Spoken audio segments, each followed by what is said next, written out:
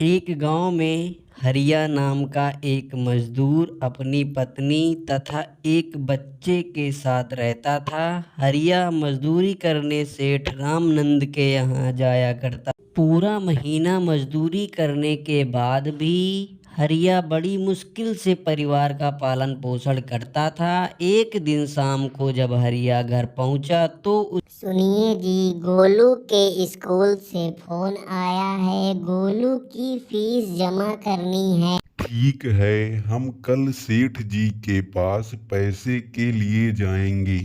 अगले दिन हरिया काम खत्म करने के बाद सेठ जी के पास पैसे के लिए जाता है। सेठ जी, महीना पूरा हो गया है, मैं पगार के लिए आया हूँ।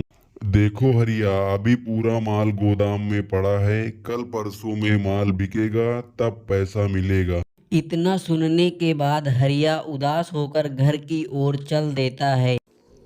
क्या हुआ जी, मिले पैसे? नहीं, आज पैसे नहीं मिले। सेठ जी ने कहा है कि कल परसों में पैसे दे देंगे। 2 दिन बीत जाने के बाद हरिया शाम को काम खत्म करने के बाद सेठ जी के पास पैसे लेने के लिए जाता है। सेठ जी ने हरिया को 4,000 रुपए दिए। मगर सेठ जी, मेरे तो 5,000 रुपए हुए, आप मुझे 4,000 रुपए क्यों दे रहे हैं? इतने में क्या होगा? देखो हरिया, इतने ही पैसे मिलेंगे, लेना है तो लो, नहीं तो कहीं और काम ढूंढ लो। इतना सुनकर हरिया वहां से चुपचाप घर की ओर लौट आता है। घर पहुंचते ही वह सारी बातें अपनी पत्नी को बताता है। ठीक है, अब क्या कर सकते हैं जब हमारी किस्मत ही खराब है। लेकिन तुम कहीं और भी काम ढूंढ लो। अगले दिन हरिया बाजार में काम ढूंढने के लिए जाता है। पूरा दिन काम ढूंढने पर भी उसे कहीं पर भी काम नहीं मिलता है। काम ढूंढते ढूंढते उसको शाम हो जाती है। उदास होकर हरिया घर की ओर चल देता है। हरिया घर की ओर जा रहा था, तभी उसे बैलों का एक झुंड सड़क पर दिखाई दिया। हरिया डर के मारे एक गुफा में छिप गया।